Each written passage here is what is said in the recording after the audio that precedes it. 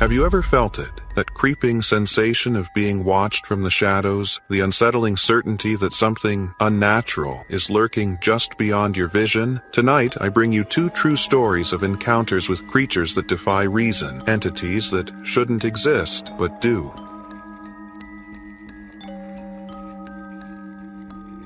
Sarah always passed the old Blackwood mansion on her way to work. The house, abandoned for decades, had a sinister reputation. Rumors said the family who lived there had vanished without a trace. One day, she noticed something different. The front door was slightly open. Driven by curiosity, Sarah decided to investigate. Inside, the air was icy, and the smell of mold was suffocating. She turned on her phone's flashlight and began exploring. Black and white photos hung along the hallway, showing a smiling family. But as she passed them, the expressions in the pictures changed, faces twisting into anger. Then she heard it. Sarah, a whisper, coming from upstairs. Trembling, she climbed the steps. In the master bedroom, a figure stood in the corner, a woman in a white dress, her eyes dark and empty. Before Sarah could react, the door slammed shut behind her, locking her inside. The air grew colder. Shadows emerged around her, whispering in unison, "You shouldn't have come." Sarah only escaped when the door mysteriously opened again. She ran into the street without looking back. The next day, the mansion was sealed shut, the door intact, as if it had never been opened. But Sarah swore that every time she passed by now, she saw the same woman in white, watching her from the top floor window. Sarah couldn't sleep any. Every time she closed her eyes, she saw the woman in white, her pale skin, her lips moving in a soundless whisper. Worse yet, she'd started hearing things in her apartment, footsteps in the hallway, scratches at the door, the smell of mold that hadn't been there before. The mansion had marked her. Determined to end the nightmare, Sarah returned to Blackwood Mansion that night, armed only with a flashlight and her grandmother's crucifix. The house looked even darker under the moonlight, its twisted silhouette casting claw-like shadows. This time, the door was wide open. "Come in, Sarah." The voice came from inside, soft and hypnotic. Her feet moved almost against her will. The interior was different now, alive. Candles flickered on the walls, and the moldy stench had been replaced by something sweet and rotting, like decaying flowers. In the center of the hall stood the woman in white. Now, Sarah could see her clearly. Her face was beautiful, but lifeless, like a cracked porcelain mask. "You came back," the woman whispered. "I knew you would." "What do you want from me?" Sarah asked, her voice shaking. The woman smiled, her mouth stretching too wide. "Freedom, a body, yours." Before Sarah could react, the walls began to bleed, black liquid oozing down, forming words on the floor. "The Blackwoods never left. We only waited." Suddenly, the photographs on the walls came to life. The Blackwood family's faces twisted, their mouths open in silent screams. The baby in its mother's arms wailed, a sound like an ancient lament. "Why me?" Sarah begged, stepping back. The woman raised a skeletal hand. "Because you saw, and now you belong to this house." The shadows around her stirred, and Sarah realized in horror that they weren't shadows. They were them, the Blackwood family, disfigured, their bodies elongated and pale, crawling toward her. Sarah ran, but the front door slammed shut. The air turned frigid, and the crucifix in her hand began to burn, not metaphoric. Her skin sizzled where the metal touched. The woman laughed, a sound like shattering glass. "Nothing can save you now." Then Sarah noticed. The only photo that hadn't moved was the baby's. Its eyes, unlike the others, were full of fear. She reached out, touching the frame. A flash. The floor vanished beneath her, and Sarah fell, not into the mansion but somewhere else. She was in a nursery, decades in the past. A woman, the one in white but alive, with human eyes, clutched the baby, weeping. "I won't let you take him," she screamed at something unseen. A voice rasped from the shadows. "The pact was made. The child is ours." Sarah understood then. The Blackwoods hadn't disappeared. They had been taken, and now she was next. Sarah was trapped in the past, witnessing the moment the curse began. The woman in white, Evelyn Blackwood, screamed as shadows slithered up the nursery walls. The air reeked of sulfur, and a hissing voice echoed, "The blood was promised. The child belongs to us." Before Sarah could intervene, the ground shook, and she was thrown back into the present, but no longer in the main hall. Now she stood in a narrow, damp corridor, with stone steps leading down into the mansion's depths. The the basement. An invisible force pushed her forward. The air grew heavier, the stench of rotting flesh overwhelming. At the bottom, a rusted iron door stood slightly ajar, pulsing as if breathing. "You want answers, Sarah?" Evelyn's voice whispered in her ear. "They're here." Sarah knew she had no choice. She pushed the door open. Inside was a nightmare. The basement wasn't just a room, it was an altar. A circle of black candles surrounded a stone table, stained with centuries of dried blood. Symbols were carved into the walls, and human bones formed patterns on the floor. But what made Sarah choke was what hung from the ceiling. Bodies, not decomposed, but preserved, as if time couldn't touch them. The Blackwoods, Evelyn's husband, their 2 older children, and her, the woman in white, her body suspended like a puppet, her eyes gouged out. "We made a pact," Evelyn's voice echoed around her. "Wealth, power, but he broke the rules. He betrayed us." Sarah looked at the stone table and saw an open book, its pages written in an unknown language, except for one name scrawled in red: Alistair Blackwood, the patriarch. "He offered our family in exchange for his own immortality," Evelyn hissed. "But dark magic demands balance. Someone had to pay the price, and he chose us." Sarah understood. The family hadn't vanished. They'd been sacrificed. Now, trapped between worlds, the Blackwoods needed a new body to free one of their own. "I won't take your place," Sarah said, stepping back. Evelyn laughed, a sound that made the hanging bodies twitch. "You're already trapped, Sarah. You touched the photograph. You saw. Now there's only one choice." She extended a pale hand. "Help me find Alistair, and I'll let you go." Sarah hesitated. She could sense the lie. Evelyn wouldn't free her. But maybe there was another way. Her eyes fell on the book again. Among the symbols, one phrase stood out, as if written for her. "The blood that curses can also free." So Sarah did the only thing she could. She grabbed a black candle and threw it onto the book. Blue fire erupted, and the screaming began. The blue flames devoured the pack, pages curling to ash. The bodies hanging from the ceiling convulsed, and the bones on the floor rattled as if trying to rise. Evelyn's voice twisted into a scream of fury and pain. "What have you done?" Sarah didn't answer. The fire wasn't hot. It was cold, like winter. The black candles melted into rivers of bloody wax, and the symbols on the walls faded one by one. The entire mansion trembled. Upstairs, the photographs in the hallway exploded, glass shards flying as the distorted faces of the Blackwoods wailed. The pact was unraveled. Evelyn peered before Sarah, her white dress now stained red, her hollow eyes overflowing dark. "You've doomed us all." "No," Sarah said, surprising herself with her own steadiness. "I'm just finishing what he started." She knew now. Alistair Blackwood wasn't dead. He never had been. The basement floor split open, revealing steps leading even deeper, to a place that shouldn't exist. A hidden chamber where a tall, skeletal figure sat on a throne of bones. Alistair. His face was melted wax, his fingers elongated into claws. When he opened his eyes, they burned blue, just like the fire consuming the book. "Sarah." His voice was the buzz of 1,000 wasps. "You stole their only chance at peace." "I freed them," Sarah shot back. "You're the one who trapped them." Alistair laughed, a sound that made the walls bleed. "They betrayed me first, demanded more than I could give. Infinite wealth, eternal life. But pacts require sacrifice." He stood, and the mansion groaned under his power. "Now you will take their place." Sarah stumbled back, but the shadows grabbed her, dragging her toward him. Then another voice cut through the chaos. "No." Evelyn Blackwood appeared behind Alistair, her dress white again, her face serene. "This was never about wealth or power, Alistair. It was about revenge." Before he could react, she shoved him straight into the blue flames. Alistair screamed as the fire consumed him, his body melting like wax. The ground shook, and the mansion began to collapse. Evelyn turned to Sarah, peace finally in her eyes. "Thank you." Then, with one last breath, she vanished, and with her, the entire Blackwood family, their souls finally released. Sarah sprinted outside as the walls crumbled behind her. When she reached the street, she turned back just in time to see the mansion collapse in on itself, swallowed by the earth. Then, silence. The Blackwood mansion was gone. The next day, the lot stood empty, just grass and wind. No trace of the house, no whispers of ghosts, but Sarah knew something remained. Sometimes, in the corner of a mirror, she'd catch a glimpse of a white figure, smiling, not with malice, but gratitude. And when the clock struck 3:17 a.m., she'd hear a distant whisper, "You're free now." And somehow she knew it wasn't just the Blackwoods who had found peace. She had too.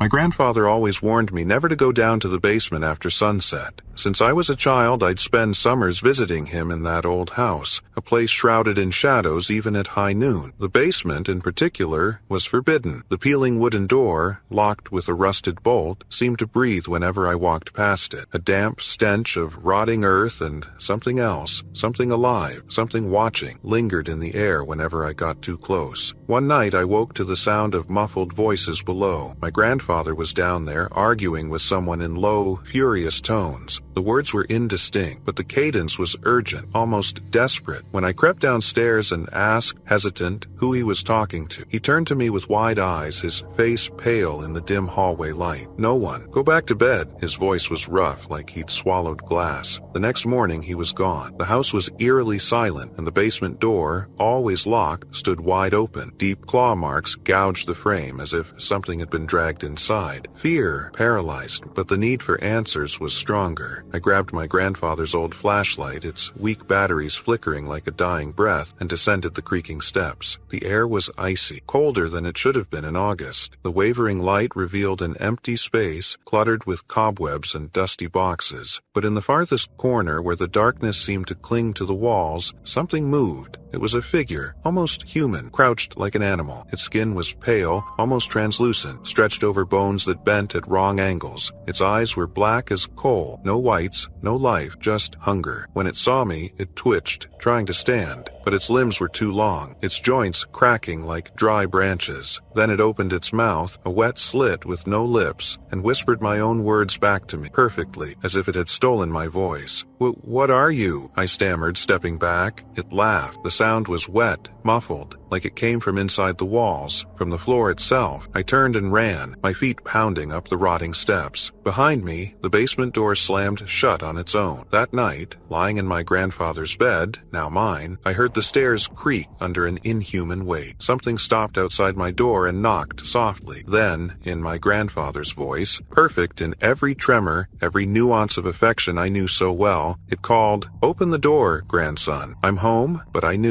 Whatever stood on the other side wasn't him, and if I opened it, it would learn to mimic my voice too. I didn't open the door. I lay frozen in bed, fingers clawing the blanket as it kept knocking, soft, almost polite, calling for me. "Grandson, I'm cold. Let me in." The voice was perfect, the same tired tone Grandpa used when he came back from chopping wood in the forest. But I knew Grandpa never asked to enter his own room. The knocking went on for another hour before it finally stopped. I heard footsteps dragging down the stairs, as if whoever was down there, had grown tired of waiting. The next morning, the basement door was closed, but not locked, and the house's silence felt different, heavier, like the walls were holding their breath. I grabbed the axe Grandpa kept behind the kitchen door and went back down. This time, I also took an old mirror from the hallway. They said mirrors could trap things that weren't human. The flashlight wavered as my feet hit the dirt floor. The air smelled like rotting meat. It was there, in the same corner but bigger now, as if it had stretched overnight. Its hunched back brushed the ceiling, and its fingers, too long, too thin, scraped the ground. When the light hit it, it raised its head slowly, and I saw what was in its eyes. My own face, reflected, twisted. "You shouldn't have come back," it whispered, but this time it didn't use my voice. It used Grandpa's. Then, behind me, the basement door creaked, starting to close on its own. I ran, but not fast enough. Something cold grabbed my ankle, and then I heard my own voice from the darkness, echoing as if it were inside my skull. "Why did you run from me, grandson?" The last thing I saw before the door slammed was the mirror shattering on the floor, and my reflection, smiling in a way I never had. I woke up in the basement. The first thing I noticed was the silence. No creaking, no whispers, just that sweet, rotten stench of old meat. The flashlight lay beside me, its light dying, revealing shards of glass scattered on the floor. The mirror was broken, but reflections don't die so easily. I tried to stand, but my leg was heavy. I looked down. Someone had tied my ankle with a dark, wet cord, like a dried tendon. It trailed into the shadows where the creature must have been, and then I heard it, my voice. It came from everywhere at once, from the walls, the floor, the broken mirror pieces. "You broke our door, grandson. Now we have to fix it." The flashlight died. In the dark, something moved. Not the creature, something worse. It was him, Grandpa. At least it looked like him. He stood in the corner, pale and thin, his eyes as dark as hers, but he was smiling, a smile I'd never seen in life. "She just wanted a family," he said, in a voice that was almost human. "Now you'll be part of it." The glass shards began to tremble. Then, one by one, my reflections in the broken mirror turned their heads to look at me. They were all smiling. They all spoke at once. "Stay, stay, stay." The creature dragged itself into the faint light seeping through the door crack. It wasn't trying to look human anymore. Now, it was trying to look like me. I don't know how long I've been in the basement. Days, weeks. Time dissolved like sugar in water. Sometimes the creature fed me cold, tasteless things. Sometimes it was Grandpa who came, his black eyes gleaming in the dark, whispering stories that never happened. But the worst were the mirrors. The broken pieces of the old hallway mirror had multiplied. Now they covered the entire basement walls, each fragment showing a different version of me. One where I smiled like the creature, another where I cried blood, a third where I had no face, and all these versions spoke. All said the same thing: "You're already ours." That morning, if it was morning, I discovered how they planned to replace me. The creature brought down my clothes from the house above. It put them on, its pale skin adjusting, changing, until you couldn't tell where the creature ended and I began. It looked at itself in the mirror shards and laughed with my voice. That's when I understood their plan. They weren't going to kill me. They were going to leave me here, in the dark, while it lived my life upstairs. And the most terrifying part? No one would ever notice the difference. My throat was raw from screaming, reduced to hoarse whispers when I tried to call for help, but I'd noticed something. The creature recoiled from direct light. Whenever a sliver of sunlight crept through the basement cracks, it hissed and twisted away like a cornered animal. That's when I remembered Grandpa's Zippo lighter, the one he always kept in his coat pocket. The same coat now hanging on a nearby hook, forgotten by the thing wearing my face. Old things hold power, the real Grandpa used to say. This lighter had belonged to his father, who carried it through the war. There was history in its metal, memories that might burn hotter than gasoline. I crawled toward the coat, every movement agony. As my fingers closed around the familiar shape in the inner pocket, heavy footsteps began descending the stairs. She was coming to check on the counterfeit version of myself. With trembling hands, I flicked the Zippo open. The flame danced, small, fragile, but when its light hit the mirror shards around me, something extraordinary happened. The reflections screamed. They weren't perfect copies anymore. Now they revealed their true forms: elongated limbs, too many joints, mouths splitting faces like rotten fruit. And in every warped fragment, I saw her, the original creature, the first thing that had crawled up from the basement's darkness before Grandpa was taken. The doppelganger froze on the bottom step, my stolen face twisted in rage as the lighter's flame grew unnaturally bright, fueled by decades of soldiers' prayers and a grandfather's love. The mirrors became a web of fire, each shard burning with phantom light. "No!" it shrieked in my voice, but the sound fractured, revealing the wet, clicking noises beneath. I threw the lighter at the creature's feet. The basement erupted in golden fire, not the kind that burns flesh, but the kind that burns lies. The false skin melted like wax, revealing the glistening, pale thing underneath, still twitching, still hungry. As the flames spread, the mirrors shattered one by one. With each explosion of glass, another piece of the creature's stolen identity vanished. By the time the fire reached the stairs, only 2 of us remained in the basement. Me, bleeding, broken, but real, and the original, the first thing that had ever lived in the dark. It crawled toward me on broken limbs, whispering in Grandpa's voice, then mine, then voices I didn't recognize, all the faces it had consumed over the years. I grabbed the axe, still embedded in the wall where I'd left it weeks before. The blade came down just as the last mirror exploded. For a heartbeat, I saw our reflections merge in the flying glass, the monster and I, identical in that final moment. Then there was only silence and light. They say I inherited the old house. The fire department found me unconscious in the yard, the basement flooded with their hoses. No bodies, no strange creatures, just waterlogged boxes and the faint smell of charred metal. Sometimes at night I catch myself staring too long at mirrors. My reflection always stares back, normal in every way, except when the lights flicker. Then, just for a second, I swear my lips move first. The house was quiet now, too quiet. After the fire, after the authorities left, after the insurance adjuster investors and curious neighbors stopped asking questions, I remained, the last heir to a house with too many secrets. I replaced all the mirrors, or at least I thought I did. But old houses have a way of keeping things between the walls, under the floorboards, in the dark corners of the basement where the new drywall doesn't quite meet the foundation. The doctors said the hoarseness in my voice would fade, the burns on my hands would heal, the nightmares about reflections that moved on their own, those, they promised, would disappear with time and therapy. They were wrong. Because last night, as I mopped up the basement after a pipe, the water revealed something beneath the new concrete floor. A single, unbroken shard of mirror that somehow survived the fire. And when I reached to pick it up, the reflection reached back first. Not with my face, not with Grandpa's, but with hers, the original. And she was smiling, because some doors, once opened, can never truly be closed. Some hungers never fade, and some reflections were never ours to begin with.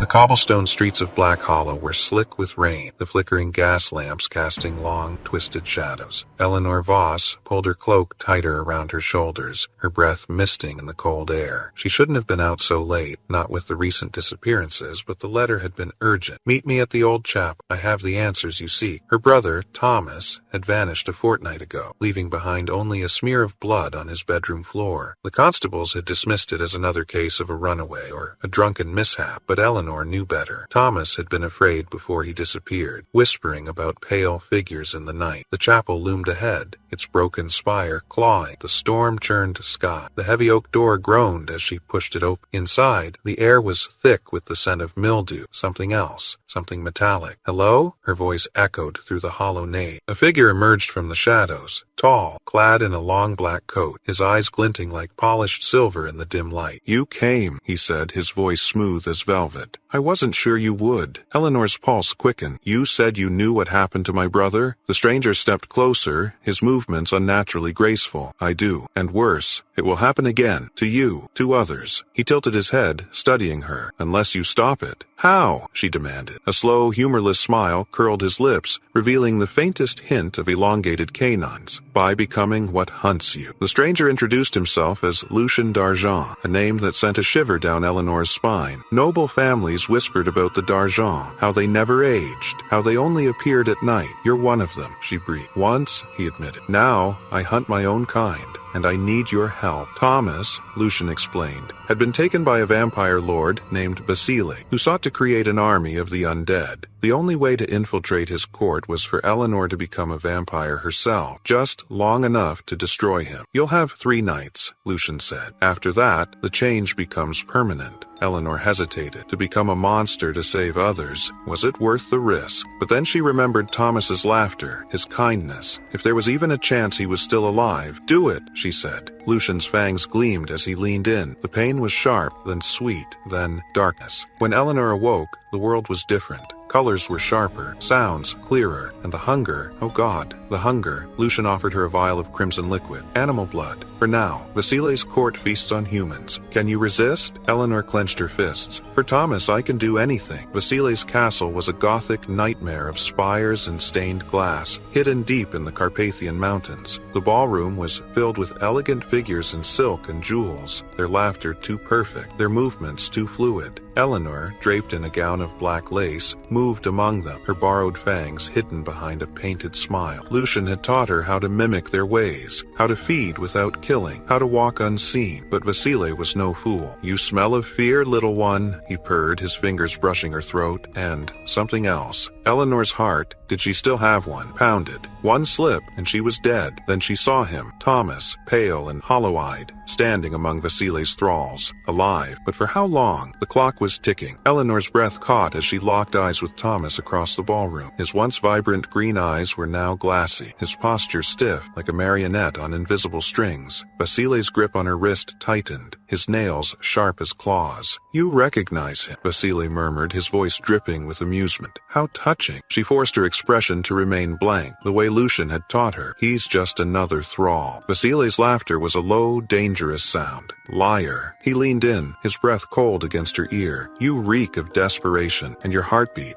so loud, almost as loud as your brother's was when he begged for his life." Eleanor's undead flesh burned with fury, but she kept still. If she attacked now, she'd die, and Thomas would be lost forever. Then, a voice cut through the tension. "My lord." Lucian stepped forward, his presence commanding the room's attention. He wore the mask of a loyal disciple, but Eleanor saw the warning in his gaze. "The hunters are gathering in the valley. We should act before dawn." Vasily released her with a dismissive flick of his wrist. "See to it." As he turned away, Lucian's fingers brushed Eleanor's, just long enough to slip her a silver dagger. That night, Eleanor crept through the castle's winding corridors, following the whispers of thralls toward the dungeon. The air grew thick with the scent of rust and decay. She found Thomas chained to the wall, his wrists raw from struggling. His eyes widened when he saw her. "Elle?" His voice was hoarse. "No, you can't be here. He'll turn you too. I'm already like them," she whispered, revealing her fangs. Thomas flinched, but she gripped his hand. "Only for a little longer. I'm getting you out." She snapped his chains with her newfound strength, but as she pulled him toward the door, a shadow moved in the darkness. "Leaving so soon?" Vasily stood in the doorway, his crimson-lined cloak pooling around him like blood. Behind him, a dozen vampires hissed, their eyes glowing in the dark. Lucian stepped forward, his silver blade drawn. "Run, Eleanor." Vasily's smile was monstrous. "Oh, Lucian, still playing the hero?" He lunged. The fight was a blur of fangs and steel. Lucian moved like a storm, cutting down vampires with lethal grace, but Vasily was ancient, his strength unmatched. He drove Lucian to his knees, his fangs bared for the killing bite. Eleanor stabbed the silver dagger into Vasily's back. The vampire lord screamed, his flesh sizzling. "You wretched!" She twisted the blade. "For my brother!" With a final unearthly shriek, Vasily burst into ashes. Silence. Then, the remaining vampires turned on her, their loyalty shattered with their master's death. Lucian grabbed her arm. "The sun rises soon. We must go. Now." They fled the castle just as the first rays of sunlight kissed the horizon. Thomas, weak but alive, collapsed at the edge of the forest. "It's over," he gasped, but Lucian's face was grim. "Not for you, Eleanor." She frowned, then gasped as fire erupted in her veins. She fell to her knees, clawing at her chest. "What's happening?" "The transformation is permanent now," Lucian said softly. 3 nights, and you crossed them." Horror dawned on her. She was a vampire. Forever. Thomas reached for her, but she recoiled. "Don't. I can't control the hunger yet." Lucian offered her his wrist. "Drink, or you'll kill him." Tears of blood streaked her face as she sank her fangs into his flesh. The power was intoxicating, terrifying. When it was done, Lucian cupped her face. "You have a choice now. Hunt the wicked, or become one of them." Eleanor looked at Thomas, then at the rising sun, the dawn she would never feel again. "I choose to hunt." Months later, whispers spread through Europe's underworld. A vampire slayer walks among the night. They say she wears a cloak of shadows, her eyes burning like embers. They say she hunts with a silver-haired demon at her side. And they say she never feeds on the innocent. In the darkness, Eleanor smiles, her fangs glinting. Let them whisper. The whispers were true. Eleanor Voss, once a grieving sister, now a creature of the night, had become something far more dangerous than a mere vampire. She was a legend. From the fog-choked alleys of London to the ruined monasteries of Transylvania, she and Lucian hunted the remnants of Vasily's court. But with every monster slain, a darker truth gnawed at her. Vampires were not the only predators in the dark, and they were not the worst. The letter arrived on a night stained with frost, carried by a thrall with hollow eyes. "To the Crimson Huntress," it read. "You have slain a pretender. Now face a true king." Beneath the words was a symbol, a crown of twisted bone. Lucian went unnaturally still. No, Eleanor had never seen fear in his eyes before. "Who is this?" "The Hollow King," he whispered. "The first of us. The one who made." The thrall spoke then, its voice a dry rattle. "He offers a trade. The hunter's life for the brother's soul, Thomas." Eleanor's claws unsheathed. "Where is he?" They descended into the catacombs beneath Prague, where the air smelled of wet earth and old blood. Thomas hung suspended in a cage of thorned vines, his skin etched with glowing sigils. His eyes flew open, black from edge to edge. "Elle," he rasped, "you shouldn't have come." The shadows coalesced into a figure seated upon a throne of skeletons. The Hollow King's face was a shifting nightmare, young, then old, then rotting, but his voice was honeyed poison. "Ah, Lucian, still playing human?" He turned to Eleanor. "And you, the little bird who thinks she's a storm." She lunged. The king flicked his wrist. Pain exploded in her skull as invisible force slammed her into the wall. "Your brother is mine now," he crooned. "His blood sings with my will. Kill me, and he dies." Lucian's sword was at the king's throat in a flash, but he hesitated. The king smiled. "You remember, don't you? The curse in our blood. You cannot raise a blade to me, my child." Eleanor saw it then, the glimmer of Lucian's own enslavement. The reason he'd truly rebelled. She made her choice. With a roar, Eleanor drove her dagger into her own palm and smeared blood onto Thomas's cage. "I claim kinship," she shouted. "By blood, by night, by the covenant of the turned." The vines shrieked as they withered. The Hollow King's smile vanished. "You dare!" Thomas dropped free, and his blackened eyes locked onto the king. "You forgot," he whispered. "I drank your blood, too." For the first time in centuries, the Hollow King looked afraid. Brother and sister struck as one. Dawn found them in the ruins of the crypt, the king's ashes swirling in the wind. Thomas collapsed, the darkness leaving his eyes. Lucian caught him, his own curse broken with his maker's death. Eleanor knelt beside them, her hands stained with both blood and tears. "It's over." But Lucian looked east, where the horizon burned red.